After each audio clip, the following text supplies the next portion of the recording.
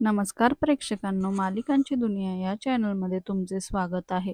लक्ष्मीच्या पावलांनी या मालिकेच्या आजच्या भागात आपण बघणार आहोत की आता इथे मात्र कला पाणी पित असते, परंतु पाणी पिताना खूप आवाज करते. त्यानंतर मात्र जोरजोरात तिथे ती बेड झटकू लागते आणि आता अद्वैतला मात्र त्रास होतो, त्यामुळे तो तिला ओरडू लागतो. आणि आता दोघांची भांडणांचा आवाज पुन्हा संगीताच्या कानावर पडतो आणि ती म्हणते, ही दोघं कधी पण भांडल्याशिवाय राहणारच नाही. जेव्हा पाहावा त्यांना खोलीच्या बाहेर आवाज येतच असतो. आणि आता इथे कला अद्वैत पुन्हा भांडू लागतात की मला जरा रात्री शांततेत झोप दे. इकडे कला म्हणते, एवढा त्रास होतो तर कानामध्ये बोळे घालून झोपत जा. त्यानंतर संगीता म्हणते, खरंच माझी लेक म्हणजे ना अतिच आहे. तिच्या डोक्यामध्ये कधी प्रकाश पडणार आहे कळतच नाही, पण मलाच यातून काहीतरी मार्ग काढला पाहिजे असं म्हणून ती आता विचार करू लागते. दुसरीकडे मात्र सरोज काम करत असते. तेवढ्यातच तिथे रोहिणी येते आणि रोहिणी म्हणते, मला हे आत्ता समजतं आहे, पण तू एवढी शांत कशी? लगेचच सरोज म्हणते, मला माहिती आहे तू कशाबद्दल बोलायला आहे, हराबद्दल बोलायला आली आहे ना. तेव्हा सरोज म्हणते, हो बरोबर, पण तू इतकी शांत कशी? तेव्हा सरोज म्हणते, मी आता असे छोटे छोटे खेळ खेळणं सोडून दिलं आहे. तू बघत मी आता असा मोठा खेळ खेळणार आहे ना की सगळ्यांच्याच लक्षात राहील.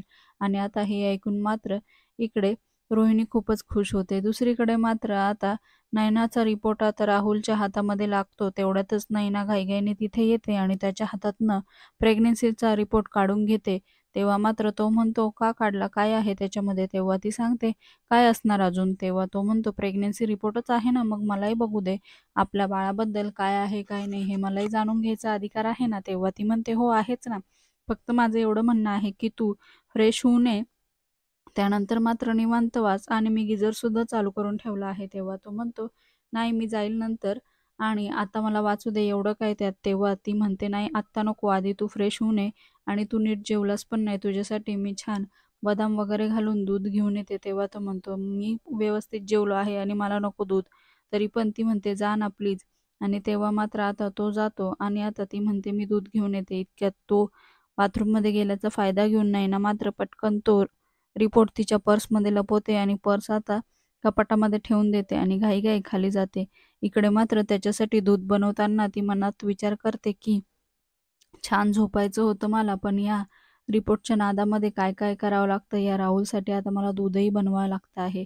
इतक्यात संगीता किचनमध्ये येते आणि तिला बघून ती खूप खुश येते. नंतर ती म्हणते, काय ग, तुला भूक लागली आहे का? मला सांगायचं ना, मी तुला खायला काहीतरी आणून दिलं असतं. मी यासाठीच आले आहे ना इथे. तर तेव्हा ती म्हणते, नाही मला भूक नाही लागली, मी राहुलसाठी दूध बनवत होते.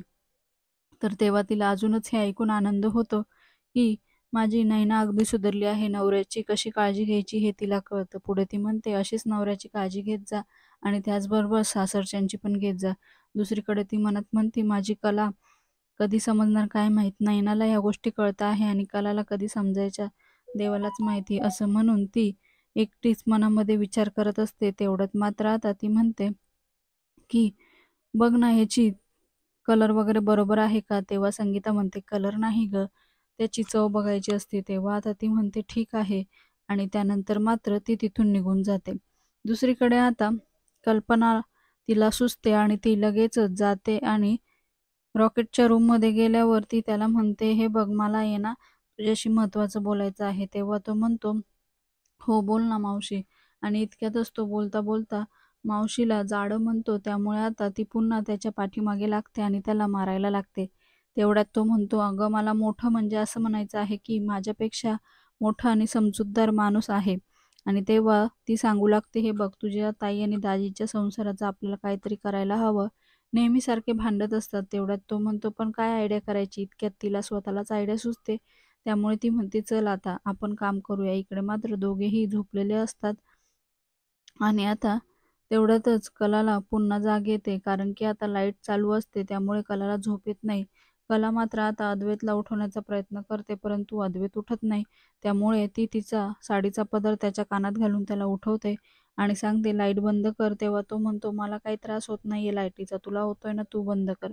तेव्हा ती म्हणते, मला पण होत नाही. असं म्हणून दोघेही तोंडावर पांघरून घेऊन झोपी जातात. इकडे मात्र त्यांच्या रूममध्ये आता दरोडेखोर शिरतात आणि ते दुसरे तिसरे कोणी नसून संगीता आणि रॉकेटच असतात. त्यामुळे आता एकमेकांना सावरत हळूहळू ते पुढे जातात.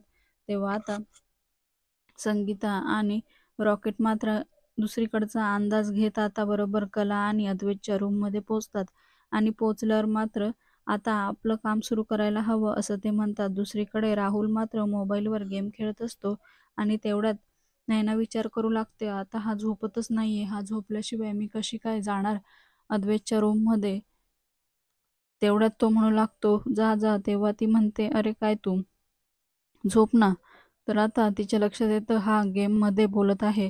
त्यानंतर ती खूप रिक्वेस्ट करते. तेव्हा राहुल झोपी जातो आणि ती आता विचार करते, की आता मी कसं जाऊ त्यांच्या रूममध्ये. इतक्यात आता संगीता आणि रॉकेट मात्र त्या दोघांच्या रूममध्ये शिरतात आणि हळूहळू पुढे जाणार इतक्यातच आता त्या दोघांचा तोल जातो आणि ते दोघेही खाली पडतात. त्यामुळे आता खाली कोसळल्यामुळे संगीता म्हणते, बापरे माझी कंबर, आणि इकडे रॉकेट म्हणतो, एक नंबर.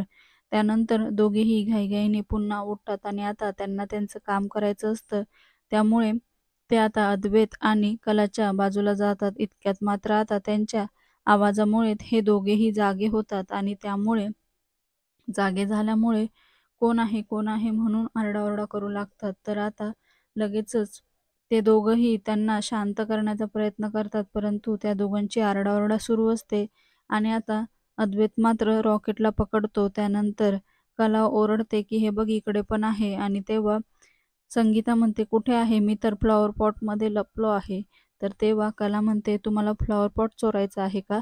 तेव्हा मात्र आता संगीता म्हणते, की आम्ही भाई आहोत. आणि तेव्हा अद्वैत म्हणतो, "कोण भाई?" आणि तो पुन्हा साडीच्या तिकडे येऊन बघतो. तर तेव्हा आता संगीताला बघून तो घाबरतो आणि लगेचच मागे जातो, कारण तिच्या हातामध्ये बंदूक दिसते. त्यामुळे तो घाबरतो. इकडे मात्र बंदूक बघितल्यावर कलाही जास्त ओरडू लागते, की "अद्वैत बघ ना, काहीतरी कर ना." तर इकडे मात्र अद्वैत म्हणतो, "आता काय करू?" आणि पुढे जाऊन तो रॉकेटला विचारतो, "तुमच्याकडे नाही का बंदूक?" तर तेव्हा तो म्हणतो, "ही काय आहे ना."